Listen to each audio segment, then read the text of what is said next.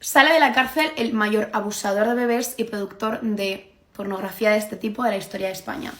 Este caso le estudié en la carrera con la maravillosa Beatriz de Vicente y me impactó tanto, y os lo prometo que es que me causó tanto dolor este caso que no pensaba contarlo, y no es que no tenía ninguna intención de contar este caso, pero es que este señor ha salido a la calle, y no solo ha salido a la calle, sino que no sabemos qué está, dónde hace, con quién está, dónde vive, o si está volviendo a hacer lo mismo que estaba haciendo antes. Así que os voy a contar un poco qué pasó. Por supuesto no voy a entrar en detalles, no os preocupéis, pero sobre todo voy a contar la investigación, que me parece lo más interesante de este caso, y qué hace este hombre de repente en la calle. El nombre de este hombre es Álvaro Iglesias. Dijo que a los 13 años se dio cuenta de que se sentía atraído sexualmente por niños muy pequeños, especialmente bebés de menos de 3 años. A esto en criminología se le llama neonatofilia, que es la atracción sexual por bebés de 0 a 2 años, y es un tipo de pedofilia, que es la atracción sexual por niños de hasta 13 años. Su primer delito fue un delito sexual, según él dice, un abuso a un niño, cuando tenía él entre 13 y 17 años. No me ha quedado muy claro porque en algunas partes pone que tenía 13 y en otras que pone que tenía 17, pero bueno, cuando era menor de edad ya abusó de un niño. Después de esto, lo que hizo fue configurar su vida alrededor de los niños, es decir, estudias cosas relacionadas con niños, trabajas de cosas relacionadas con niños y tratas de estar constantemente alrededor de niños. Por un lado porque te sientes atraído por ellos, por otro lado porque es una forma más fácil de tener acceso a esos niños. A esto en criminología se le llama pederastia preferencial, es decir, organizar toda tu vida alrededor de que existan niños a tu alrededor. ¿Qué hizo? Pues comenzó a ofrecer sus servicios como canguro en internet y en periódicos, donde decía pues servicio de canguro, tengo experiencia con niños, tengo experiencia en educación infantil, además si tienes un ordenador en tu casa puedo dar clases de informática a los niños. Básicamente todo relacionado con niños y con un precio muy barato, haciendo que esto pues fuera un aliciente para que personas de bajos recursos que no tenían otra opción pues le contrataran. Este acceso a niños, a menores, los utilizaba tanto para agredirles sexualmente como para grabarlo todo y distribuirlo por la Deep Web. Ya sabéis que en la Deep Web no solamente hay personas que consumen este tipo de contenido, sino que también hay policías infiltrados de países cuya legislación lo permite, por ejemplo Canadá.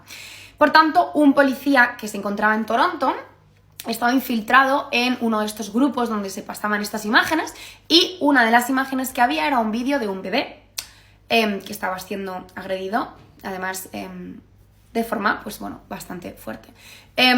Y este bebé tenía en sus manitas un billete de cercanías. Nos encontramos en ese momento finales de 2004, ¿vale? En ese momento los billetes para poder entrar a la Renfe y también al metro eran billetes físicos que tú pues metías, lo sacabas, ¿vale? Y te venía como de qué parada ibas, etc. Entonces pues se veía este tipo de billetes y se vio que era en concreto de una zona de Madrid. Se dio aviso a España. Y entonces España empezó también a investigar. En estos vídeos no solamente se veía este billete, sino que en otro de los vídeos se veía una toalla del Hospital de la Paz de Madrid, y en otro de los vídeos se veía un teclado con una ñ, por tanto 100% ya era España, y la marca era de Logitech. Entonces se llamó a Logitech, se les preguntó sobre este teclado y ellos dijeron que este teclado solo se fabricaba desde 2004. Por tanto, las imágenes no solo eran de España y en concreto de Madrid, sino que también eran recientes, porque estamos a finales de 2004 y este teclado se empezó a vender en 2004, por tanto son de ese mismo año. Y aquí ya pues empieza a coger todavía más importancia, porque estas imágenes no son grabadas hace 300 millones de años, sino que son de ese mismo año, y por tanto esos niños podían estar todavía siendo abusados. Y efectivamente eso era. Se continuó con la investigación y esta persona, que asimismo se denominaba Nanisex, y así eran pues, sus nombres de usuario y esas cosas, puso un comentario en un foro que se llama Foro Light. Es que, de verdad, porque en estos foros hay fotografías de menores sin ropa, pero no están siendo abusados, por eso se llaman light, ¿no? Y este hombre dejó un comentario en el que pues decía como que no sabéis lo que os estáis perdiendo, la mejor parte de los niños es cuando les abusan, ¿no? Barbaridades. Luego lo borró, pero la policía ya lo había visto, lo había rastreado, ¿y dónde les llevó? a una tienda de ordenadores en las que trabajaba este hombre. ¿Y cómo supieron que era él? Pues por una cosa que no os he contado y os la voy a contar ahora. Resulta que en estas imágenes, además de verse la toalla, de verse el billete de cercanías y de verse el teclado, también en uno de los vídeos consiguieron aislar 3 fotogramas en los que se le veía la cara. El niño le dio un golpe a la cámara o algo sucedió que la cámara se giró un poco y se le pudo ver la cara, nada, durante milisegundos, pero pudieron captarla. Cuando ya llegaron a esta tienda de ordenadores y le vieron a él trabajando, se dieron cuenta de que efectivamente era la persona que ellos tenían en los fotogramas. Y aquí ya comenzó una investigación aún más pues, en profundidad, donde se le siguió, no se le dejó ni un momento perderse, querían ver pues, si seguía en contacto con niños, si había alguna forma de recabar pues, más evidencias todavía para que fuera efectivamente procesado, y finalmente el 26 de mayo de 2005 se le pudo detener.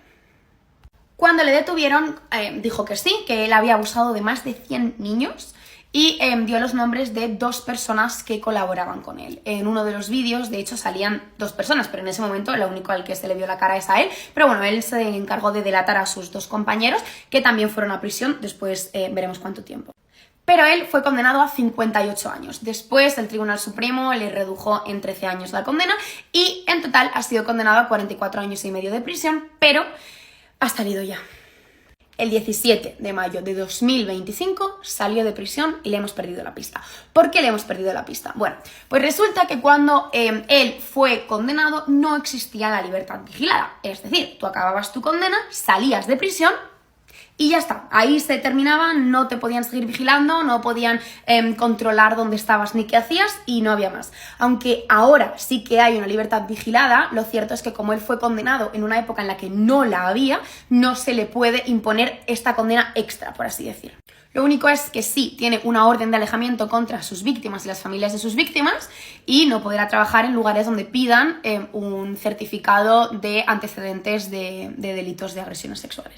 Pero claro, el problema no son tanto sus víctimas anteriores, que ya tienen una edad más que considerable, sino las posibles futuras víctimas. ¿Y por qué? Pues porque todo el mundo que ha tratado con esta persona dice que no se ha reinsertado, que no tiene ninguna intención de reinsertarse e incluso en la cárcel de Valdemoro, tuvieron que abrirle un expediente porque se le encontró pornografía con niños muy pequeños involucrados y, por tanto, seguía reincidiendo. O sea, no podía agredir a los niños porque no los tenía delante, pero seguía buscando la forma de conseguir revistas en las que hubiera bebés, de conseguir imágenes en las que hubiera niños, incluso de conseguir ese tipo de pornografía. Tiene una pulsión sexual muy clara hacia los bebés. Desde los 13 años, él mismo lo dice, y no ha tenido ninguna intención de tratarlo. Además ya hemos visto que tiene muchísima capacidad de esconderse en la sociedad, de conseguir trabajos bajo cuerda, porque al final tú no pides un certificado de antecedentes de delitos sexuales para una persona que se está ofertando para cuidar a tu hijo como canguro. Lógicamente no va a conseguir trabajar en un colegio, pero puede volver a hacer exactamente lo mismo, que es ofrecer sus servicios como canguro, como profesor de informática, como profesor de cualquier cosa por las tardes. Así que actualmente tenemos en España, suelto y sin saber dónde ni cerca de quién, al mayor abusador de bebés que ha tenido la historia de este país y al mayor productor de este tipo de pornografía que ha tenido la historia de este país.